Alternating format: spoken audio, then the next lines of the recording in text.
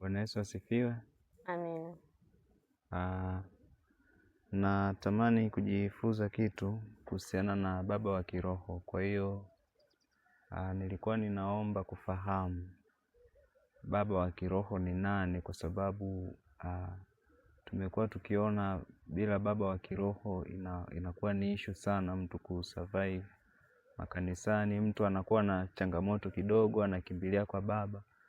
Mtu anaumwa anampigia simu baba. Kwa hiyo naomba kufahamu kwa nini asilimia kubwa sana mtu anashindwa kukaa chini na kuomba mpaka amtafute baba wa kiroho ili aweze kumsaidia katika changamoto anayopitia. Kwa hiyo naomba kufahamu kwa mapana zaidi baba wa kiroho ni nani na anawezaje kufanya kazi kwenye maisha ya mtu. Karibu sana. Okay, asante kwa swali lako. Nitajibu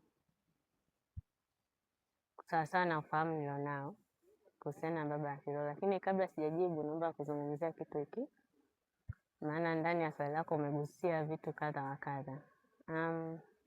Kwanza kabisa ni jukumu la kila muamini au kila mtu duniani kuwajibika na maisha yake mwenyewe. Hicho ni kitu cha kwanza. Nikisema kuwajibika namaanisha nini? Yaani ni jukumu la kwangu mimi kujua ni vitu gani ambavyo maisha yangu yamebeba na ni nani ambaye anaweza akanisaidia kufikia kile ninachokiona ndani yangu. Hicho ni kitu cha kwanza, jukumu la kila muamini. Kitu cha pili, nitapenda nitoe uelewa nilionao kuhusiana na baba wa kiroho. Kwa kusema hivyo, kwa uelewa wangu mimi baba wa kiroho ni Mungu. Nikisema baba wa kiroho ni Mungu namaanisha nini? Namaanisha kwamba maana baba wa kiroho ni mlezi wa roho yangu au mlezi wa roho ya mwanadamu yoyote. Sasa mlezi wa roho ya mwanadamu ni yule ambaye ameitengeneza roho na anaijua roho na anaelewa roho inahitaji nini. Ameruhusu kuja duniani, ameweka duniani kwa makusudi maalum. Yeye ndo anajua mwisho wa hiyo roho na itapita huko na kusudi la hiyo roho duniani ni nini. Kwa hiyo ninaposema baba wa kiroho ni Mungu, namaanisha kwamba mtu anapookoka, kwanza kabisa watu wanaokoka kwa nyanja tofauti tofauti. Kuna watu ambao wanaokoka kwa kuhubiriwa.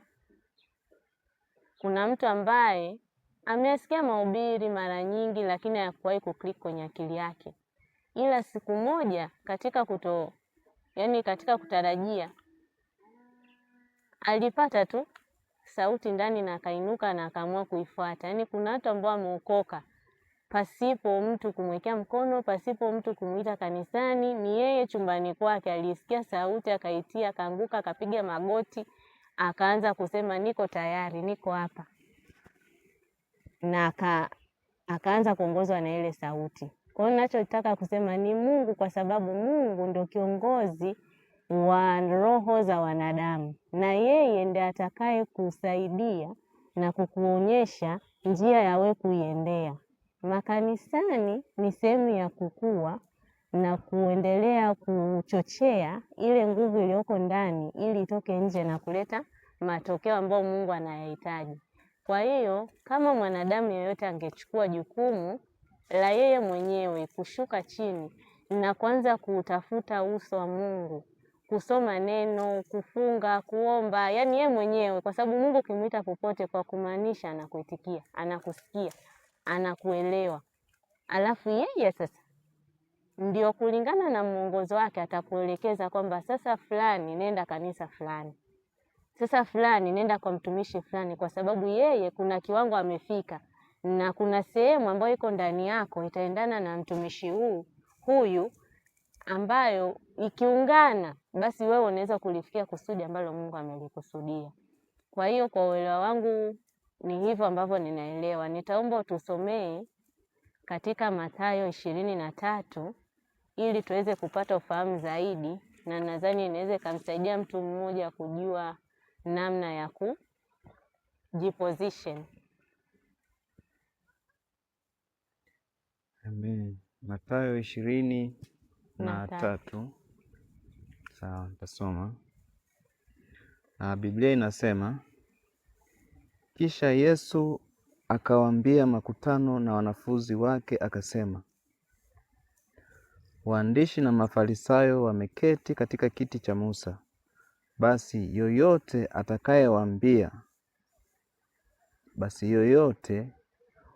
watakayowaambia miyashike na kuyatenda, lakini kwa mfano wa matendo yao msitende, maana wao hunena lakini hawatendi.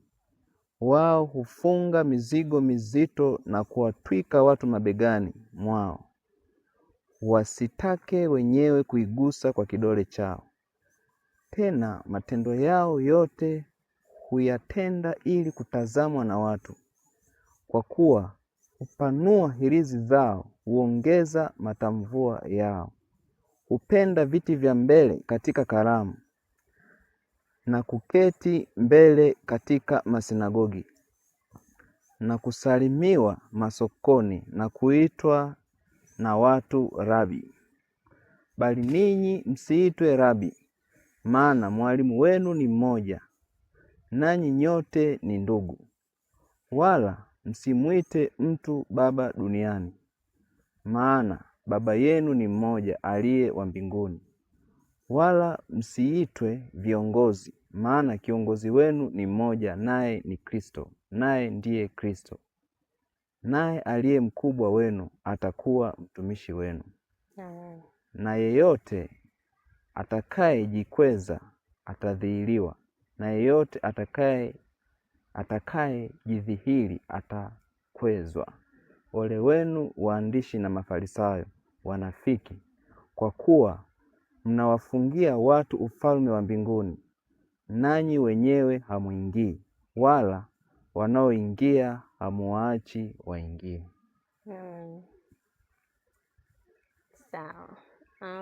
Nadhani neno la Mungu hapo liko wazi na limeelezea kina na uhalisia juu ya nani wa kufuata na nani wa kusikiliza kama kiongozi. Kwa hiyo nachoweza kusema juu ya dhana ya baba wa kiroho ambayo sasa hivi imekuwa ni kubwa sana. Kila mtu atasikia babangu wa kiroho, babangu wa kiroho. Jamani, hao ni watumishi wa Mungu ambao ni wakubwa sana. Si vibaya kumuita mtu baba, lakini kinachokuja chukizo hapo ni kuweka utegemezi juu ya mwanadamu. Tukisoma katika kitabu gani? Ni kitabu gani kile kinasema amelaaniwa mtumainie mwanadamu na kumfanya mwanadamu kuwa tumaini lake? Kwamba huku moyoni mwake amemwacha Bwana. Huku moyoni mwake amemwacha Bwana. Leo hii makanisani watu wengi, tena waumini, tuseme waumini, tunawachonganisha watumishi wa Mungu na Mungu. Yaani tumegeuza utegemezi juu ya Mungu, tumeanza kuwategemea wanadamu. Yule mwanadamu au mtumishi wa Mungu aliyewekwa pale ni kweli ana viwango vya mbali, amejitafuta katika Mungu na Mungu amempa kofia ya kuweza kuwatumikia wengine na kuwasaidia wengine walioko chini ili waweze kufikia viwango ambavyo Mungu anawataka sawa sana alivyoweka ndani yao wavifikie. Lakini leo hii mtu akienda kanisani ameona mtumishi labda ana uwezo fulani, mtumishi ana operate hivi, yaani anaacha kabisa kujitafuta yeye ni nani kwa Mungu, anaanza kuweka utegemezi kwa mtu.